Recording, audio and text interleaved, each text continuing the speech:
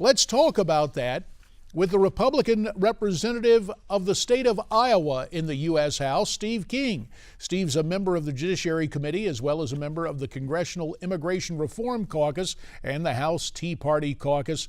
Steve, old friend, good to have you here this morning on America's Forum. Oh, JD, it's good to be back with you this morning, and I always enjoyed it when we had a chance to slug it out together fighting off the liberals. Well, there is a fight that you still have on your hands here, and apparently all America does.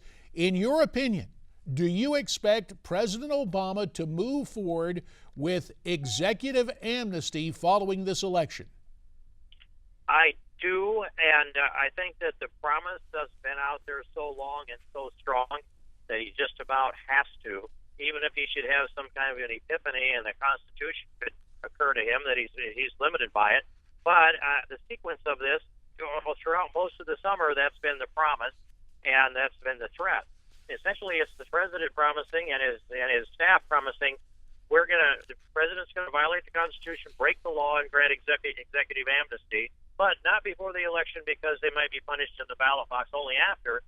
And then when they discovered that it's likely there would be a runoff in Louisiana for a United States Senate seat down there that could change the majority in the United States Senate, at that point, then the Congressional Hispanic Caucus gave the president a pass and said you can delay your unconstitutional action till after the Louisiana runoff.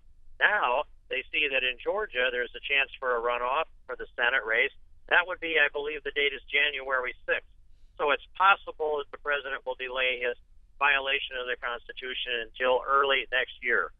Steve, the reports showed up Breitbart.com, our own parent website Newsmax.com, and our British cousins in their UK Daily Mail. So the reports that were out there, questions were asked at the White House press briefing yesterday, and Press Secretary Josh Earnest essentially passed the buck instead of responding. Let's take a listen to what he had to say.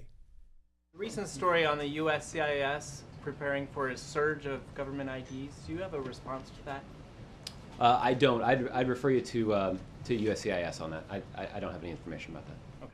So we hear that runaround from Josh Earnest. Steve, does that just confirm in your mind that amnesty is on the way? JD, it's on the way. You don't put out an RFP like that for up to 34 billion cards. These green cards and also DACA-style work permits, and it doesn't specify how many of each. It could go up to 9 million the first year, the way I read the report, and a cumulative total of 34 million altogether in that RFP. You don't do that unless you're preparing USCIS. And by the way, the statement out of USCIS was, we're trying to anticipate what the president may do, and we want to make sure that we are ready. Now, how is it where does that order come from? Does this order come out of the mouth of the president, out of his chief of staff? You don't sit there as the director of USCIS and divine by reading the left-wing blogs that you need to put out an RFP for 34 billion cards. This order had to have been sent down from the White House that said, get ready for this. I don't think he's reacting to a rumor. I think there's an email chain, and I'd sure like to see that email chain. This is so utterly unconstitutional, JD. If this does not mobilize the American people, if the president takes this action that he threatens to take, and I believe he will have abandoned every pretense that he's bound by the Constitution of the United States. And if the American people take that sitting down or lying down, then our constitutional republic has been destroyed to the point where putting it back together again in our lifetime looks to me like it's a very difficult task. Well, you have set up stark terms here. Steve, we've got to take a break. When we come back, I'm going to ask you what Congress is prepared to do. Stay with us.